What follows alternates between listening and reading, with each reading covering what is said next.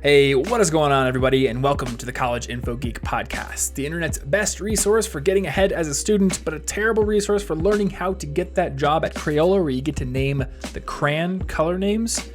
I kind of want that job. It's been my dream job forever.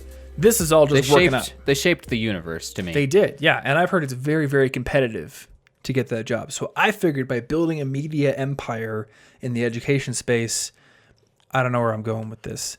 Anyway. Yeah, I don't really know. My name's Thomas, and I'm here as always with my good friend Martin. We have our set built. What to do? There's stuff back there. There is some stuff back there. To the audio people, you don't care. No, they do. They should care.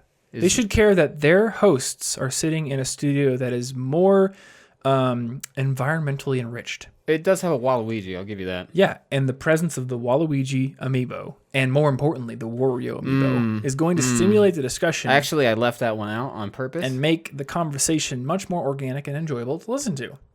Yeah. Though I can still tell that I have a lot of work to do with the audio treatment in this room. I think it is the Wario, though, it echoes too much. Oh, you think if I take the Wario out of the room, it's just going to sound super dead? It's going to fix everything, I promise. I bought this piece of software called RX6, which is from Isotope, and it's like a audio fixing software. And I bought it because I did a video last summer at the Standard office in New York City, and that is like the most echoey room you will ever go into. And Dave was like, he's my manager, basically, like sponsor manager. He's like, "Hey, are you professional?" And I said, "I guess." He's like, then spend the $400 on RX6. So I have RX6, and it has this really cool plugin called D-Reverb, and it can literally take the echo and reverb out of an audio file. It does a good job. It does a pretty darn good job. It's not... That's cool. It won't work miracles. So if you're literally recording an echo chamber, it's not going to make it sound like you are in, a beautifully treated studio or something. But I was able to make that video listenable. And then it saved my bacon just the other day because I set up my new studio here. I did the video on To-Do List Apps, which is on the YouTube channel now. And I think I put the mic too close to my mouth.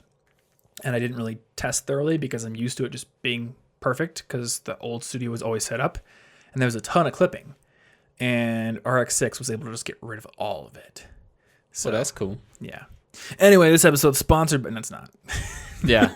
Oh, also, that would be you really... shouldn't use the phrase "save my bacon." PETA is going to complain about this episode of the podcast. Yeah, well, I think that enough people are already complaining about them for various tweets they have made that they should delete.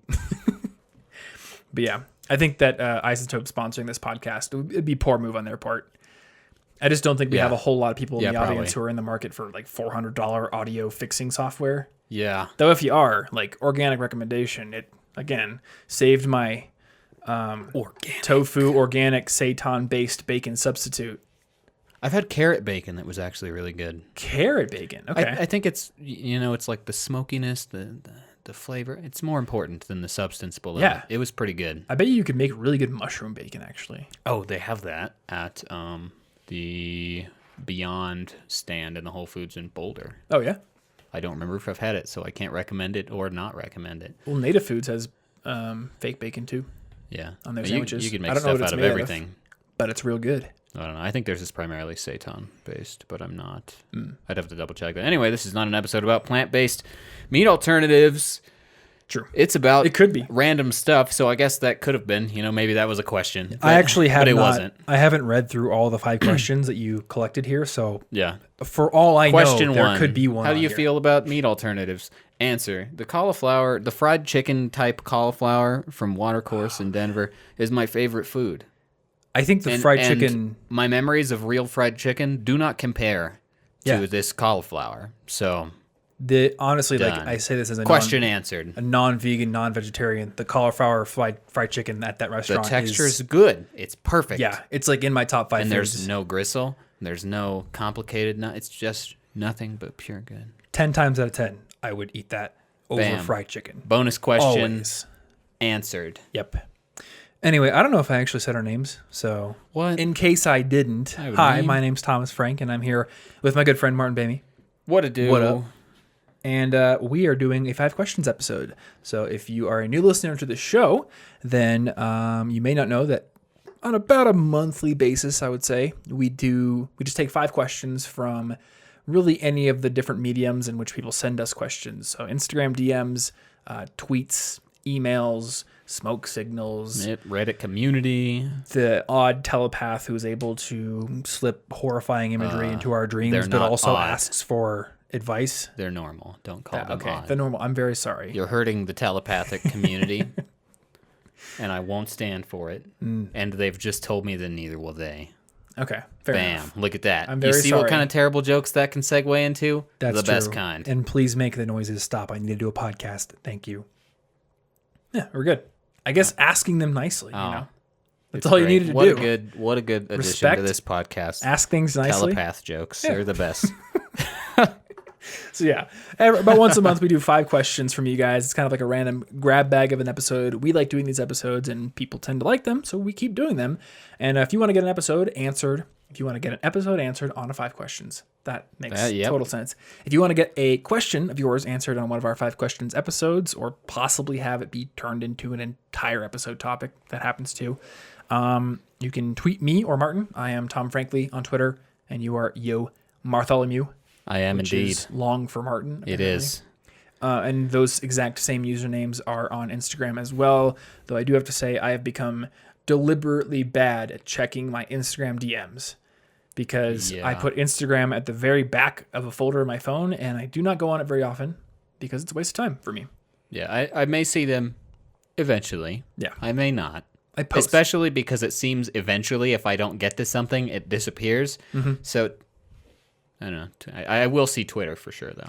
And I don't know what it is, but like Instagram DMs tend to spiral into big long conversations that I feel obligated to go on. And for some reason tweets don't. But Twitter, it's like, let me give you one answer. And on Instagram, it's like, let's be best friends now. I don't have like time to, and I have to type on my phone, and I hate that That's too. the other problem. So I don't want to give a long answer to anything because I can't like edit it on my computer first, and just, it's annoying to type on my phone. I think if there was a Phones are dumb. like legitimately like designed for desktop Instagram interface with the DMs, I would look at it more often. Yeah, But I would be more likely to answer things quickly. they're on my phone, which I don't want to be on all the time. And not only are they on my phone, they're like in a weird like not normal inbox. I don't know about yours, but like I have my normal DM inbox, and you got to go to like I don't remember what it's called. Requests, I think it's what it's called. Yeah, it doesn't even give you like a number for that, so you don't even know if they show up. Mine is 99 plus, which probably means 1,000 plus. Yeah, so there it's was like, a time where I was doesn't mean trying anything. to answer them every day because I don't know. I think I was very inspired by Gary Vee answering his DMs, and then I realized like this will take up all my time, and I will do no You substantial. should just work. respond to all of them with K. I think It that's works for worse all. than It works not for all responding. messages. Yeah. Yeah. Anyway, let's get into our first question here. So question number 1. I've never played any instruments before, and I want to start now. I'm 20 years old, and my expectations for playing proficiently are low. What advice do you have for a late instrument learner like me? Give up. Yeah, give up. You know what? 20 years never old, play. like you're basically on your way to the grave. You might as well spend the next 60 to 70 years sleeping. So yeah, let me put this out there Obviously, right away. I'm lying for cultures 20 that don't get sarcasm. 20 years old is not late for basically anything other than becoming an Olympic level figure skater. Or maybe like an Olympic level most athletics. But here's the thing, and I think a lot of people get tripped up here.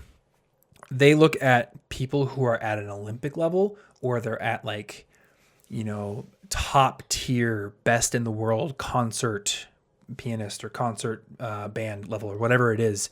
And they look at those people, learn that they have been learning, their instrument or their sport since 5 years old, 2 years old, whatever it may be. And then they automatically assume, oh, it's too late for me. But those people represent 0.0001% of not only the world's population, but the world's population of practitioners in whatever it is you're interested in. So it's kind of folly to look at the top performers out of everyone in a discipline and disqualify yourself simply because you did not start at the same time they did. Yeah, you're not Beethoven, so you're not good enough to probably. I mean, I don't think the assumption that you can't become skilled after a childhood is nearly as simple as it sounds. Like, it sounds like, oh, yep, too late. That makes sense. But I think that a lot of it is just because as kids, we are very good at focusing because we don't have any responsibilities. We don't have to do anything. There's nothing else you got to do. We have tons of time, and all of those years of you doing it through childhood are extra years. Like, I can't put as much time into something unless I try to as an adult as I would have accidentally as a child. Yeah. Yeah, and so it would be great if I had started playing piano at 10 years old. That would mean I would have 17 years of experience if I was actually diligent with it. Yeah. Though I can actually apply that. There's a parallel there. I can apply that to guitar because I got my first guitar at 11 years old, and I was not diligent for 16 years of my life. It was more like I would occasionally pick it up and noodle around for 5 minutes and then put it back down because I was not disciplined at all. Yeah. Until maybe about a year and a half ago when I finally bought a new guitar. My first one was stolen in college. And I started spending an hour a day sometimes playing. But, going back to the piano thing, it would be great if I had started at 10 because I would have 17 years of experience now. But if I start now, then at 54 years old, I will have 17 years of experience. And you know what? I'm going to be 54 years old.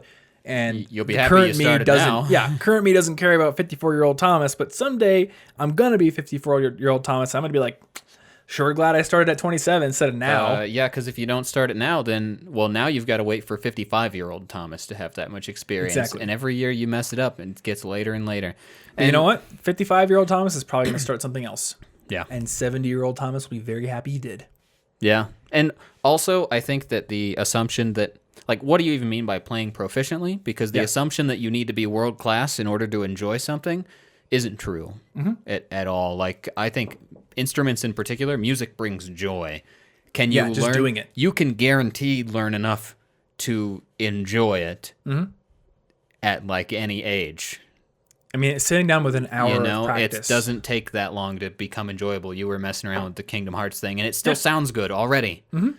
And I mean, there's some skill that I bring over from guitar, and I want to talk about skill transfer, but it's like day 4 of me playing, and I can play at least the first 8 measures of that song decently well. And it's a very simple song. It's not anything that is going to win any awards, but I get a lot of joy from playing. Yeah, you're not like, but the thing is, this is garbage and I feel like garbage. It's still fun already. It was immediately fun. Mm-hmm. So something that's very useful for me is I immediately acknowledge that there are top performers who I will never beat, right? Who's the guy? List Lizst, the best piano player in the world, or the Mozart, or anybody, or any of those virtuoso pianists on YouTube. I will never be that good, and that's okay. So I think the fact, just the deliberate acknowledgement of the fact that there will always be better people than you, and that the joy of playing is what you're really going for, is helpful. Because I think this is what stops people sometimes. They see people who are further ahead and they're like, I'm never going to get there. But you're not trying to catch up with those people. You're just trying to do this for you. Yeah, just say it's okay for somebody to be better in some way. Mm-hmm. And then you're allowed to do it to whatever degree you wanted. Yeah, especially in music, right? Okay, if you're trying to be this is a super subjective topic. If you're trying to be the top paid lawyer in your town for some reason, there's already a lawyer who gets all the clients. Okay, maybe you got to play catch up and work really hard to steal some clients, but you don't have to steal music from anybody. You just make your own. There's always more room in the world for music. Now maybe there's not as much attention to go around, but there's still room in the world for creation of it, and that's what should matter. Yeah. So he said what advice do you have for a late instrument learner like that? Number 1, don't view yourself as a late instrument learner. Just view yourself as starting now. It doesn't matter when you started. Just go from there. The nice thing about being a little older is you are probably better able to put smart learning techniques into practice than you were as a kid. And we've got an entire episode on rapid skill acquisition that we could put in the show notes. I have a video on it that's kind of like a distillation of that episode. So use, some better practice techniques, better ways of learning. Even the process of just selecting a very narrow band of area to focus on at first can be really helpful. So I've been selecting Dearly Beloved by Kingdom Hearts. Or by Kingdom Hearts. Dearly Beloved Yeah. from Kingdom Hearts. Mr. Hearts, sir. Mr. Hearts. I really like your song. You're a great composer, Mr. Hearts. That is the song I'm working on right now. And then when I practice, like I'll do that song, and then I'll work on, left hand arpeggios, throwing in some right hand stuff, right hand arpeggios, throwing in left hand stuff, like some polyrhythms, things like that. But it's not just like, I'm not just like sitting there, doing everything or not knowing how to practice. I know how to practice, so I make better progress. Yeah. And actually, I mean, this is a great question for you because you're better at the piano than I am. How do you practice to progress faster? I have been working a lot on my technique now. After several years of arm-related injuries in some way or another, I didn't progress. Those years meant nothing. They did not count toward my experience, really, because I couldn't build on my skills. Yeah. Now I'm taking piano lessons again. So I guess that's a way to learn something is through lessons. I really like it because I'm trying to get the technique down really well, maybe fix some bad habits that I may or may not have, and I've been focusing on 2 songs in particular. One is a more complicated song. This is for testing like my technical skill. Is that the one from Zelda? The Zelda one, yeah.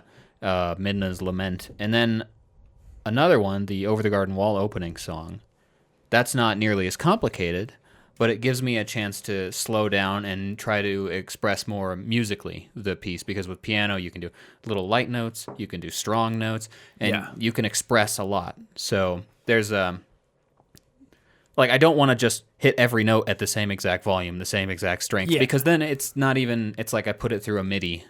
Exactly, it's MIDI. That's not what piano is. Literally piano forte. It's the reason that instrument is fancy is because it was able to make light and strong notes. Mm-hmm. So I think that's something with any instrument is like the expression is almost as important as the technicality. Yeah, so I'm trying to make sure that I have something that amuses me for both, and I'm taking lessons. Yeah, and that might be another tip to add in there is like if you can take lessons. Yeah. Which I have the intention to go get a teacher at some point. I think you told me that your teacher is booked up, right? She is booked up at the moment. Denver is a big place with lots of people. I only got in because somebody canceled right after I asked. Yeah. Well, maybe I'll say put me on the waiting list and I'll find somebody. Maybe we find one of the other students and we solve the problem. Yeah. We convince them to play guitar instead. Yeah. Guitar would be a lot more fun. Like, piano's boring. Why? Yeah. Oh, okay. So yeah, find a teacher, use efficient learning practices, and check out our episode on that if you want to learn about that. And then don't worry about how late you're starting. Yeah, and pick stuff to learn and or write that you enjoy. Mm-hmm. Like the earliest piano lesson books you might find for super beginners, for example, are going to have Yankee Doodle and When the Saints Go Marching In. I mean, man, I love When the Saints Go Marching In. I sing it all the time, but that's not true at all. I'd prefer to play video game music. So like Muse Score, for example, has sheet music for things that you can find a simple song from a video game. That might bring you more joy than Yankee Doodle if you are anyone. So Muse Score, I've been using that too. I think it's like $8 a month if you want to print out sheet music, but you can get a 30-day trial. So you could do the trial, print out just like a buttload of sheet music, and then if you didn't want to pay, cancel it for now, and you've probably got like a couple of years worth of material that you want to learn. Yeah. And that's a good parallel to my vocal lessons. There's probably easier songs I could have started with, but on my first day with my teacher, we ran through some warm-ups. I did a little bit of like testing stuff, and then he's like, all right, what songs do you want to work on? And I'm like, I want to do Vertigo from of Mice and Men, which at the time was quite outside my range. And also, I think The Right Wrong from The Deer Hunter. I really expected Evanescence. No, I think Amy Lee's a little too far out my range. No, I could just do like the male parts from Bring Me to Life. Don't Let Me Die Here. Yeah. I'm pretty good at that one. Beautiful. Yeah. And I remember my teacher saying like, this is going to be a difficult song for you. And he agreed with me. I was like, I would rather start with a song that's a little outside my comfort zone because it's going to push me. And I've gotten to the point where I can sing and hit every note in that song. And I couldn't on day one. So, and I was more interested to do it. Yeah. So pick things that interest you. This week's episode of our show is brought to you by our friends over at Brilliant, who have built an awesome learning tool for anyone wanting to improve their skills in the areas of math, science, and computer science. And the great thing about Brilliant is whether you're doing their in-depth courses or whether you're doing their daily problems, they build all their educational material with the principle of active learning in mind. So instead of sitting in the classroom passively intaking information or going through tons of introductory material without really getting to get your hands dirty, you're going to be immediately thrown into challenging yet bite-sized problems that will push you to efficiently learn and will keep your interest high. Now, within their course library, you're going to find tons of different courses ranging from calculus to algebra to math for quantitative training and finance, science courses like gravitational physics, and computer science courses like their course on computer algorithms and one on computer memory. In addition, there is a daily problems feature. So if you want to start learning something new every single day, they release a couple of new problems every single day across tons of different subjects, which can help your knowledge branch out, but also get you in the habit of learning something new on a daily basis. So if you want to start learning for free and also get 20% off your annual premium subscription, be one of the first 83 people to go over to brilliant.org/collegeinfogeek and sign up. Big thanks, as always, to Brilliant for sponsoring this episode and being a big supporter of our show. And another huge thanks goes out to our other sponsor this week, FreshBooks. FreshBooks is an awesome suite of tools for anybody who wants to automate and improve their processes for doing accounting and invoicing if they run their own businesses. So if you do any kind of freelance work or you run your own business or you're looking to run your own business eventually, you know that when you run your own business, you have to do everything yourself. That includes the actual work of your business, which in our case is recording podcast episodes, doing YouTube videos, writing articles, all that good stuff. But we also have to do everything else, right? You have to deal with all the business paperwork and you have to send invoices to clients if you work with clients. And even if you don't, you have to at least record all of your transactions, all of your income sources, all of your expenses, and have all that data in a system that you can use for doing taxes at the end of the year, for knowing whether or not you're actually making a profit at the end of the month, all that kind of stuff. And in the past, this was a huge pain, both getting paid from people, but also doing all the accounting. I remember actually taking accounting courses where we would by hand do double entry bookkeeping things with paper, and that's no way to do things. With FreshBooks, everything is either automated or made much more efficient. For example, you can generate a professional looking invoice in less than 30 seconds and send it off to your client, and you can let them pay right on the invoice with a credit card. In fact, one of our writers, Roxine, does this every single month. She sends me an invoice with FreshBooks and I pay with my credit card on the invoice really, really quickly. In fact, people who use FreshBooks, including Roxine, get paid a lot faster than people who just send out paper invoices or emailed invoices with documents like Microsoft Word documents, all that kind of stuff. Additionally, FreshBooks can also help you make your bookkeeping process a lot faster, and you can even attach scanned pictures of receipts that you can take with their app to your transactions. So if you want to start spending more of your time doing the work that you actually want to be doing in your business and less time dealing with invoicing and bookkeeping and accounting, then go over to freshbooks.com/CIG and you can get a 30-day free trial at that link. And don't forget, when you do that, to enter College Info Geek in the How Did You Hear About Us section. Once again, big thanks to FreshBooks for sponsoring this episode and supporting our show, and let's get back into it. Question number 2. I was listening to the episode where Martin talked about quitting video games for a month, and I thought it was interesting how you mentioned your increase in free time and decrease in the urge to play video games. You also mentioned how you might extend your withdrawal past the February challenge. I wanted to ask you how your experience has been so far, as I have the same problem with YouTube and phone usage. How is your experience with FOMO, or fear of missing out? And do you have any tips for talking yourself out of relapsing when you really, really want to? So this one's kind of for you. Yeah. So for the record, I have been playing video games again. Okay. Immediately after the challenge, I started playing Kingdom Hearts 3. Yeah. Because I strongly got the urge to play it near the end. Mm-hmm. And I was never... I knew I wasn't going to quit forever, even if I had continued the challenge, because I'm not going to not be excited about the new generation of Pokemon that just got announced. Yeah. I have to. I love it. That's what I want. So I knew I wasn't going to quit forever. But what I have noticed is that I've been able to play for like 40 minutes now, and then I just kind of don't want to. Mm-hmm. I just save and quit. Like at one point... In maybe the first week when I had started playing it, I was just like, I really feel like reading at the moment. And then I just turned off the game and started reading instead. And I haven't played in 3 or 4 days right now. It just hasn't occurred to me to play this week. I haven't felt like it. So do you think that going cold turkey for a month made you better at moderating Yeah, going forward. I broke the habit that said video games are how you spend every evening. Yeah. So I've been skipping it for several days now. And I've also let go of sort of the feeling that I need to finish stuff. That fear of Yeah. missing out right there. Like, oh no, if I don't beat this game fast enough, I won't be caught up in time to play this other game.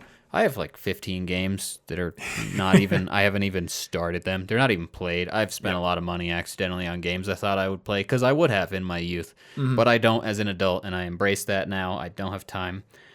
But I'm not concerned about what I'm missing out Yeah. on the games. So I know I can still play the most important ones. And that's the important thing. Yeah. I don't need to have time to play some indie game that is I can't even think of a dumb game because I haven't been looking at them. I don't need to play those games, but I need to play Pokemon. I want it. And now, since I've prioritized, I will have time without needing to sacrifice the rest of my life. Yeah. And I'm not concerned about missing out on the games or YouTube or phone usage because I'm more concerned about what I'm missing out on when I focus entirely on this artificial world. Yeah. Or when I focus on social media or Reddit or the opinions and lives of others, which is largely what the internet seems to be. It's like, I don't know what to think today. Could I go read what a bunch of other people think? And what am I missing out on? The real world that's outside. I know things like going outside, just being outside, sitting by the creek and watching the water will bring me joy. Yeah. I know that this happens every single time. So how many moments of that am I missing out on every time that I give in to some shallow addiction to content of some form? Maybe you got to put it on your wall. Like, just, I don't know, tell yourself, remember your priorities. Yeah. Because we can't focus on everything. Yeah, we can't. And it's really important, I think, to get your priorities straight, to sort them out. I know what's important to me partially because I do my every 2 weeks roughly, I switch up what is my priority for this half of a month or so, and I'm about to enter a new one. And I'm thinking I'm going to cut back most things because I want to focus on fewer things. I'm trying to learn piano again. Yeah. And I'm trying to focus more on Spanish this year, so I'm basically ignoring French at the moment, and that's okay. So fear of missing out, you're always missing out on something. That's how life works. You're missing out on every parallel life that you're not currently living. That's true. And while it's easy for me to spiral into thinking about that and going, oh, God, it doesn't actually help because when I'm doing that, I'm still missing out on something. Yeah. So yeah, I kind of find myself like contemplating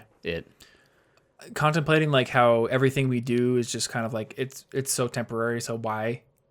Like yesterday, I was on the ski lift because I was skiing yesterday, and I just saw like a dude like do a jump off a little bank, and then I was like, oh, half a second later that was over. So why even do it? And I'm like, I have to keep telling myself like, it's because in the moment it brings you joy.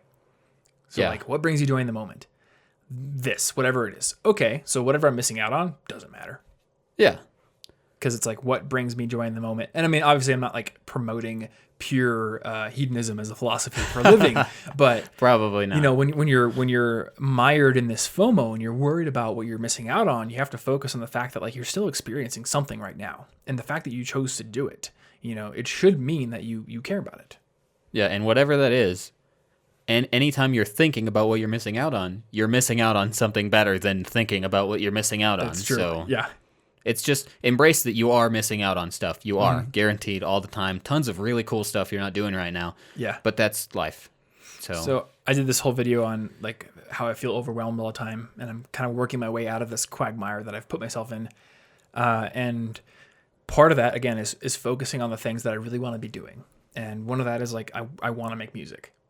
And I realized that like I haven't been making music because I find myself working all the time. But it's not that I'm working all the time. It's that I'm sometimes working ineffectively, or I am letting myself get caught up in Twitter threads and things like that.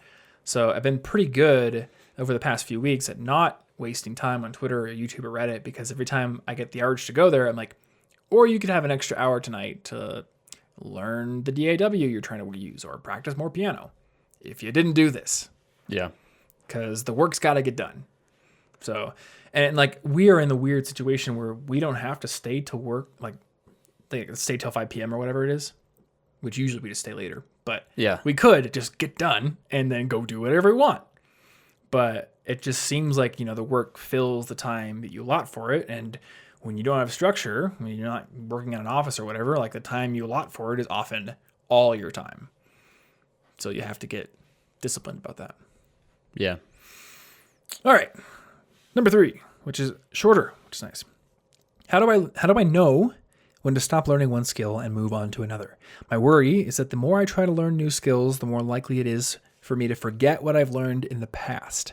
Since you yourself have applied a growth mindset, I would love to get your thoughts on the matter.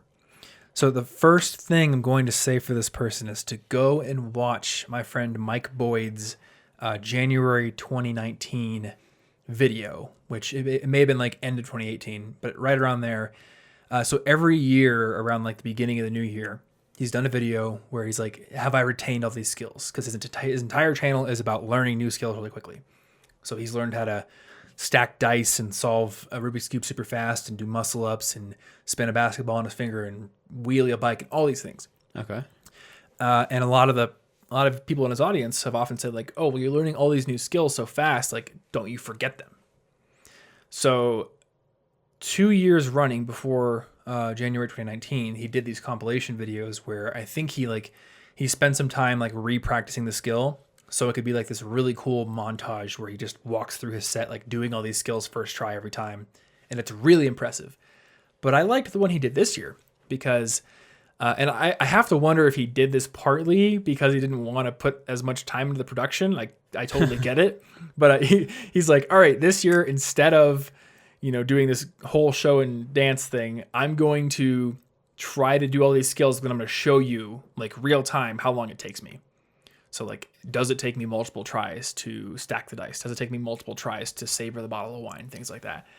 And he didn't get every single thing first try, but every skill he tried, except possibly doing a muscle up because that's kind of like muscle atrophy issues. Yeah. Every skill he tried, he was able to do again in like 5 minutes of practice. Yeah. Once you have enough of those neuron connections, those don't go away really. They may get kind of buried. They or can faded. be weak, but. Mm-hmm.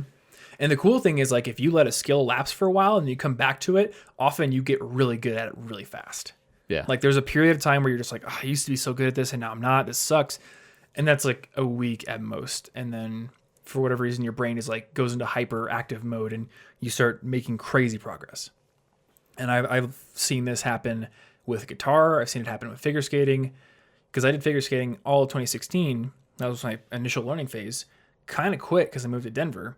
And then started going again in 2018. And within like one session, I was back to doing my waltz jumps, back to doing spins better than I'd ever done before. Yeah. In fact, I had a lot of trouble with spins when I was learning with my coach. Like, it was horrible. And then I took that long break, came back to it, and now I can do a spin no problem.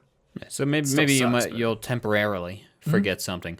But when it becomes important again, you will be able to pick it back up. You can't be top-notch at everything all the time. Yeah.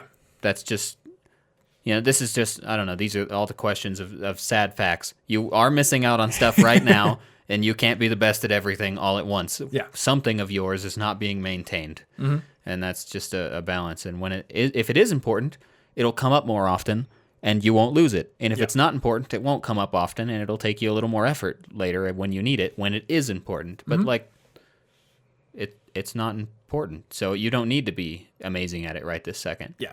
If my French is a little rusty right now, it doesn't matter because I'm talking to you. There's no true. downside. Nothing happens. Yeah, but parlez-vous français? Nah. You didn't know that. Nope. You failed. We're not friends anymore. You didn't even respond to me. Oh, no. So the question you got to ask yourself is, what do I want to do with this skill? Do I want to just enjoy myself and have a good time and embrace the joy of learning? Or do I want to do something impressive with this? Do I want to actually go and play a show where I sing and play guitar with an original song? Do I want to put out an album? Do I want to compete in this sport? If so, then you probably need to knuckle down and get disciplined and practice even when you don't want to. But if you're just like, I'm learning piano for fun, and then, 3 weeks from now, I'm really interested in disc golf instead, then do that, Yeah. Because the alternative, that a lot of people in this country are doing is just coming home from work every day and watching Netflix or playing video games. And if you put 3 weeks into piano and you drop it to go play disc golf, like, you're still doing better than that. Yeah, and don't even feel guilty about dropping stuff because I've been stuck in that. I've had that feeling a lot when it came to juggling all the languages I'm interested in, when I had to give up Chinese and German, when I chose to not be maintaining those at all. And it felt terrible. But if I hold on to my past accomplishments so much that I can never do anything going forward but maintain my past, then I will feel bad. And it'll just get like harder and harder. And I'll just keep stacking. I'll be like, but I have to be the best at everything. So now every single time I'm like, no, please don't show me a hobby. I can't maintain that. Every day I'm training in 10 different things, and that's all I get time to do. Yeah. So I have to constantly remind myself, like, you don't have to do this forever. Just try it. Who cares? You know? Yeah. Okay. So, number 4. I'm an introvert that likes people. And this is my this is my first year of college in med school. People are really nice here, but I feel like I can't truly connect with somebody that's not nerdy. I had 3 friends before that weren't nerds, but we still stayed together most of the time, and I never felt a real true connection no matter how much time we passed together, and in the end, I was left out. I tried making girlfriends, but it just doesn't click. I know that most boys play video games, at least in the country I currently live in, and that maybe I should try, but whenever I do, they think that I have a thing for them. So I'm guessing this is a girl. Yeah. Though I don't know if I should assume that. I don't know. I'm guessing it is. I don't know their community that they're in. Should I just keep trying till I find someone that works for me, or just satisfy myself with shallow friendships? This is a tough one. I'm sure that there are girls that like video games to be found somewhere. Yeah, like my girlfriend. Yeah, they're somewhere. They're at the anime club meeting. Currently playing Kingdom Hearts 3 right now. 2, I'm sorry that boys can be fairly inept at being able to differentiate friendship from romantic feelings. It's not impossible to have a platonic friendship, though. Maybe, if you find somebody who's they're in a really happy relationship, and, that might be easier. I don't have a good formula for that. I don't have the experience in needing to separate it, and I'm sorry about that. But also, with these 3 people, did you only hang out with them ever in a group by chance? Because I personally can't connect well with people when it's not one-on-one. In a group setting, we'll make jokes, we'll have shared jokes, we'll do activities, but it doesn't really matter how many times we do that. I can still come out afterward. I go home and I'll still have this little nagging feeling that I secretly don't belong, or that the people there like each other more than me, which might be true sometimes. But I only connect well one-on-one, and that's the only thing that will reassure me that I do have a connection with these people, really. Yeah. And I can't fix that if I don't reach out to somebody in the group to hang out with specifically. Like, I'm never going to open up to a group because I can't manage everybody's reactions to my sincerity all at once. Yeah. It's hard to gauge what direction to go in. Mm-hmm. Yeah, I think that's probably the most important thing is you have to have alone time. Yeah. Because if you want to talk about something serious and you're in a group, like that's, 3 different calculations you're making on whether or not being vulnerable in that situation is worth it, or if it's going to backfire, or if it's with one person, it's like, it's easier to make that leap. It's and you don't want to kill like the vibe. An organic level, right? You just kind of know you can say it. Yeah, and you don't want to kill the vibe in a group setting. You all go out to do something fun, and you're just like, I'm really sad my dog died. Like, yes, maybe you need to talk to somebody about that, but a group setting is simply not the time to be vulnerable, to connect with people. Yeah. And it's hard to do that. And I couldn't have made close friends if I didn't hang out with them one-on-one. Yeah. It would always just be shallow, dumb jokes and references to Tim and Eric things, which are great, but it's not quite the same. Yeah. You gotta sometimes have quality time alone. Yeah, James Qual. With friends. So we'll leave that one there. Have we done an episode on making friends? I think we did the episode on how not to make friends forever. Yeah. Yeah. So we'll link to that one. That would probably help. But one-on-one time is my biggest thing. We actually have a lot of content on CIG about friendships now. Yeah, there's that episode. Probably a lot of stuff. There's 2 videos I did. One on building closer friendships. Good. And then I think we have an entire article that Ransom wrote. So yeah, go to Anime Club, find some cool nerds, and hang out with them, or at least talk to them in one conversation, one-on-one, so that you're more than a member of a group. Yeah. And maybe, if we think about it more, we could address the whole, like, how do you deal with hanging out with the opposite sex without it just devolving into, I don't know. I can't say that I did not be... It's hard. I was pretty dumb about that when I was young, too. Like, I understand how that happens. Yeah. Like, can you communicate it in a way that is tactful, that, like, lets you go forward. But that you also, because sometimes even if you're like, no, this is strictly platonic, it might come off as a challenge to the wrong person. That's who's true. just like, no, I'll win them over. I've got this delusional idea in my mind from movies where the friends end up together. So that's a very difficult thing, and I don't have a good answer to that part right there. But I would say that you can find people, and hanging out one-on-one might make you closer than hanging out in a group if that's what you were doing. Yeah, that's true. Sometimes people just need to be told. Yeah. You know, like when they say they want to be friends, that's not a challenge. Like Just they want to be friends. Just for the record, no. No. Yeah. It just means that there's no clever movie ending Yep. in my mind here. I'm not saying maybe he'll try harder. I don't know. It's not like That's a dating difficult. simulator where it's like, all right, which of these choices can I move my cursor to make her I change her don't know. mind? Punch him in the face. That's always a good one for certain results. Maybe not the ones that you're going for. You're but right. It's results, bad advice. like going to jail. What are you gonna do? All right, last question. I just got a job offer in a company that is very different from anything that I've ever done before. I hit it off well with my interviewers, but I can't help but feel that I am underqualified. I'm going to accept the offer because it pays way more than if I stayed in the industry that I've gone to school for, and it'll look good on my resume. But I can't help but to feel anxious. Do you have any tips for someone going into an entire different industry from what they've always done and how to not feel like a fraud? Well, I guess the first shoot is like all of us feel like frauds all the time. Yeah, I feel like fraud right now. What qualifies me to be on this microphone? I don't know. I didn't go to school for it. Well, I let you in the front door. Yeah, That's a qualification. that's true. I made it here. Like if someone broke into my house, I would say unqualified. There was a cat outside. That's a good omen. There was a cat outside, and cats are good omens. So there you go. I remember when I got my first internship, which was at a big financial company doing networking stuff and IT stuff. And I remember I got there and my boss like sent me this giant PDF of all the network details for the company. And I was looking through it and I was spending some time also talking to my coworkers about the things they do. And it became very quickly apparent to me that I had absolutely no clue what I was doing. I mean, I was just this college kid with like a little bit of HTML and CSS experience and some work in the IT tech support center where I knew how to like fix internet problems on a user's desktop, but I knew nothing about network topology, nothing about firewalls, nothing about enterprise software, anything like that. So basically, I was like at square one.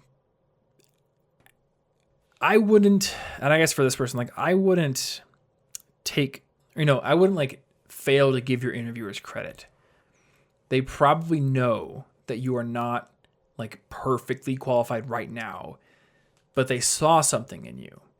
They saw either a set of skills that's decently tangential to what they need from you so you could learn quickly. They probably saw the ability to adapt quickly, to communicate well, to lead. Something convinced them to hire you. So they are probably anticipating that there's going to be a bit of a training period. And you just need to keep that in mind. Like you're not a fraud, you're just in training. Yeah, when I got my first job out of college, it took like 6 months before I really felt like, okay, I know everything that's going on now. Mm-hmm. I can go in very confident that I'm going to accomplish what I set out to accomplish, and I can answer everybody's questions. But before that, there was a lot of, oh God, I'm confused. There's a lot to learn. And I feel like it's just that classes of any kind aren't going to literally prepare you for any particular business's work. It's a very specific way everybody runs their business. Mm-hmm. You're going to learn all this stuff on the job. So you'll probably feel a little off for a bit, but you're just getting used to it, and it will click at some point. And as far as feeling like a fraud about things in general, like imposter syndrome, I frequently feel bad about any of the skills I'm decent at because as I get better at them, my standards get higher.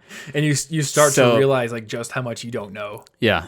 Well, I like to keep my standards right above wherever I'm at so that I can never feel good about what I've done. That's my pro tip. But it just I think that's like the life of a creative. Yeah. Or anybody who's ambitious. Like you're always aiming for something just above what you can actually do. Yeah. But that's good. The learning is never done. And I think like there's like this is the sad fact of life is like if you're ambitious, if you're creative, if you're putting work into the world that is worth something, like you always leave some part of yourself in it. And a lot of times it's just like your own confidence because you know that it could be just a little bit better. Yeah. You know, but if you didn't have that, like you'd probably be apathetic. You'd probably be okay with putting the same kind of stuff out all the time. No, But you're always pushing yourself. the learning never stops until someday. Until And then suddenly it does. But again, it's about the moment. It's about embracing the ephemerality of life. Getting existential Okay? over here. The mandala, remember the mandala. It's going to be swept away someday, but it's the making of the thing. True. It's not Yeah. the thing lasting. Yeah, don't worry. Well, basically, to some degree, nobody knows what they're doing, and at least something that they do. You know, some of us might be experts in some things, but like so many people don't know we're just making it up. Yeah. You know, and any discipline you're in, like you're always going to know like, oh, I couldn't do that. And like the better you get at it, you realize like just how much more difficult it was to do something that's like that you thought was in the same wheelhouse. Yeah. You know, like when I was learning After Effects at the beginning, I was like, oh, I'm going to learn After Effects and I'll know how to do everything in After Effects. And now I'm like, no, because people who work with like virtual cameras or any like the 3D plugins, like that's a totally different skill Yeah, see, set. and I don't know what that is. Yeah. So don't worry about it. You don't know what you don't know until you know what you don't know. What I would do though is again use that rapid skill acquisition process to try to get yourself up to speed really quickly. And I would also take time to learn or to get to know your coworkers and then ask them like, hey, what is it that you do? Like, can you maybe walk through like a day in the life or just, chat with them? And you're probably going to glean a bunch of stuff that could apply to your own position. So just work on learning. Yeah. I've had several friends who I knew in college or who I've known and then who have gotten different jobs use the phrase drinking from a fire hose. Yeah. Especially a friend of mine who got hired at Google. And he was like, I'm very much in the drinking from a fire hose period right now. And I feel like I'm a complete fraud, but you know what? He still works there and he's doing great. Yeah. There's just a lot to learn when you work at Google. So just keep that mindset of I'm going to learn and I'm going to acquire skills rapidly. And maybe I feel like a fraud, but everyone does kind of. Yeah. Yeah. Cool. Well, those are our 5 questions. Again, if you want to get your 5 questions or 1 question along with 4 others from other people onto this podcast, then I'm Tom Frankly on Twitter. You are Yo Bartholomew on Twitter. We also have a contact form on the College Info Geek website. There's plenty of ways to contact us, so feel free to send your questions in. Those may also become actual episode topics. So big thanks for you if you do that. Also, thanks for just listening, hanging out with us, sticking around, and possibly subscribing to the show. If you haven't done that, you can subscribe on YouTube, or you can subscribe on Spotify, Apple Podcasts, Google Podcasts, or any other podcast player if you want to take the audio version of this podcast with you wherever you go. New episodes come out every single Monday at 8 a.m. Eastern or something like that. Sometime around then. I don't remember when we publish something things. like that. Time zones. So yeah, time zones. The mornings for us on Mondays. The website is in a different time zone than we currently live, and neither of those are Eastern, so it's confusing. What's the website in? Central still. Wait, how is the website in Central?